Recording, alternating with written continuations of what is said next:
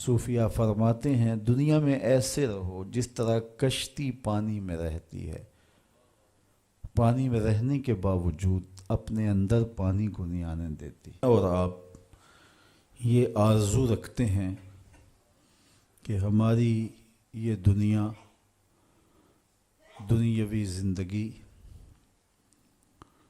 ہمارے گزرتے ہوئے لیل و نہار شب و روز خوبصورتی کے ساتھ بسر ہوں، اور ہماری اخروی زندگی بھی خوبصورت ہو، یہ جہاں بھی اچھا اور وہ جہاں بھی اچھا، یہ ہر مومن کی آرزو ہے۔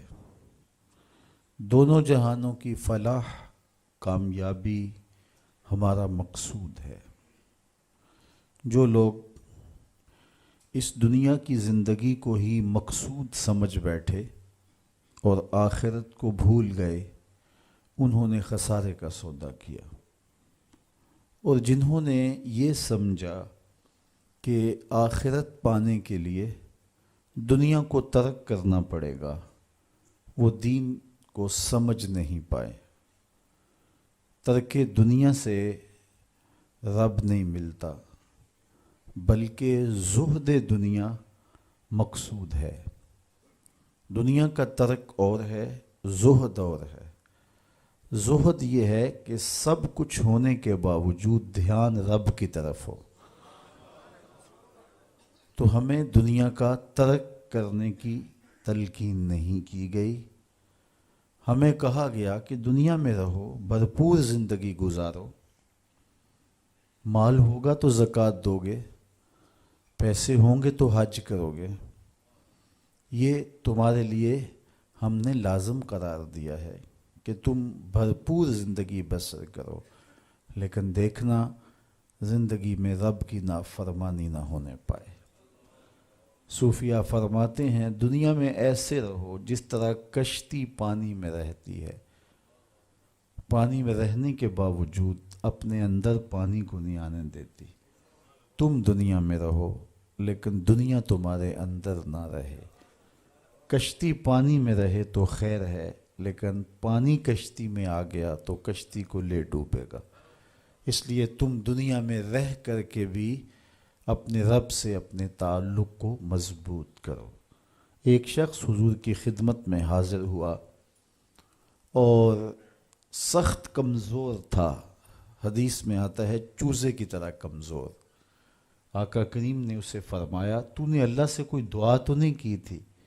اس نے کہا جی حضور میں نے ایک دعا کی تھی، شاید وہ دعا قبول ہو گئی۔ کیا دعا کی تھی؟ میں نے کہا تھا مالک آخرت کے حصے کے دکھ بھی دنیا میں دے دے تاکہ میری آخرت صاف ہو جائے۔ تو وہ دعا قبول ہو گئی ہے۔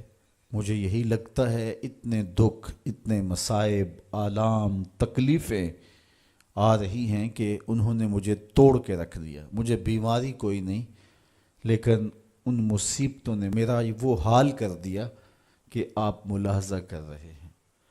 تو بظاہر بڑی خوبصورت بات تھی، لیکن میرے حضور نے اس کی اس بات کو پسند نہیں کیا، اور اسے فرمایا کہ تو نے یہ کیوں کہا کہ آخرت کے حصے کے دکھ بھی دنیا پہ آ جائیں؟ تو نے یہ کیوں نہیں کہا ربنا آتنا فی الدنیا حسنۃ وفی الآخرۃ حسنہ؟ اے اللہ مجھے دنیا میں بھی بہتریاں دے دے، آخرت میں بھی بہتریاں دے دے۔ تو یہاں ذلیل ہونے کے لیے نہیں آئے، یہاں بھی عزتیں ملیں، آخرت میں بھی عزتیں ملیں۔ تو یہ اسلام کا مزاج نہیں ہے کہ رب کو پانے کے لیے دنیا کو ترک کرنا پڑے گا۔ بدھ نے کہا تھا خدا کا قرب پانے کے لیے عورت سے دور رہنا ہوگا۔ اگر آپ عورت سے متمتع ہوتے ہیں تو پھر رب کا قرب نہیں ملتا۔ یہ بدھ کا نظریہ ہے۔ میرے حضور نے کہا مجھے عائشہ کے بستر میں وحی آتی رہی ہے۔ تو ہمارا دین کوہ و غار کا دین نہیں ہے، رہبانیت نہیں ہے۔ اسلام ایک بھرپور زندگی گزارنے کا درس دیتا ہے۔ میں نے کل ہی عرض کیا تھا کہ جو لقمہ بیوی کے منہ میں لا کے رکھا جائے وہ بھی صدقہ لکھا جاتا ہے۔ تنہائی میں بیوی سے جو ملاطفت کی جائے، جو محبت کا اظہار کیا جائے، پیار بھری باتیں کی جائیں، اس کا بھی اجر و ثواب مرتب ہوتا ہے۔ تو یہ ہمارا دین ہے۔ بچوں میں خوش ہوں، بچوں کی اچھی تربیت میں مشغول رہنا نوافل سے بہتر ہے۔ تو یہ ہمارا دین بھرپور زندگی گزارنے کی تلقین دیتا ہے۔ تو ہمیں اس دنیا کی بہتری اور آخرت کی زندگی کی بہتری کے طالب رہنا چاہیے۔ اس دنیا کی بہتریاں بہت ساری ہیں۔ سب سے بڑی بہتری اس دنیا کی زندگی کی کیا ہے؟ دولت، شہرت، عزت، آبرو، کیا اس دنیا کی سب سے بڑی دولت ہے؟ جو مل جائے تو اس پر بہت زیادہ شکر کرنا چاہیے۔ تو آئیے قرآن کھولیے، سورہ المومنون ہے، ارشاد فرمایا قد افلح المؤمنون، فلاح انہوں نے پائی جنہیں ایمان نصیب ہوا۔ تو اس کائنات میں سب سے بڑی نعمت جو حضرت انسان کو دی گئی ہے وہ دولت ایمان ہے۔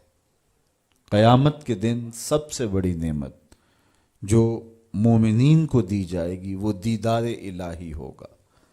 تو جو آخرت میں دیدار الہی سے محروم ہو گیا اور دنیا میں ایمان سے محروم ہو گیا، وہ حقیقی محروم ہے۔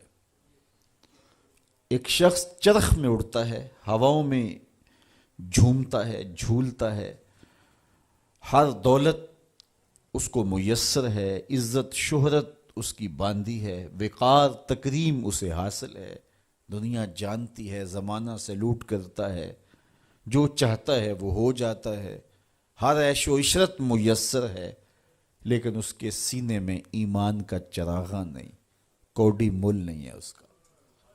اور ایک شخص جھونپڑے میں رہتا ہے، کھانے کے لیے کبھی مل جاتا ہے، کبھی نہیں بھی ملتا، دنیا اسے پہچانتی بھی نہیں ہے، وہ معروف شخص بھی نہیں ہے، لیکن اس کے سینے میں ایمان کا چراغاں ہے، وہ خوش نصیب شخص ہے۔ میرے حضور کا ایک فرمان سنیے، حضور نے فرمایا میرے دوستوں میں سے قابل رشک دوست وہ ہے۔ حضور نے فرمایا میرے دوستوں میں سے، جس کو حضور دوست کہیں اس کی تو پھر قسمت پہ ناز کرنا چاہیے۔ کہا میرے دوستوں میں سے جو قابل رشک دوست ہے وہ ہے جس کا سامان دنیا تھوڑا ہے، نمازیں زیادہ ہیں۔ جب وہ چلتا ہے تو اس کی طرف اشارہ بھی نہیں ہوتا، یہ فلاں صاحب جا رہے ہیں، کوئی ایسا معروف شخص نہیں، کوئی بہت عہدہ ساتھ نہیں لگا ہوا کہ جب چلے تو لوگ کہیں یہ فلاں جا رہے ہیں۔ اللہ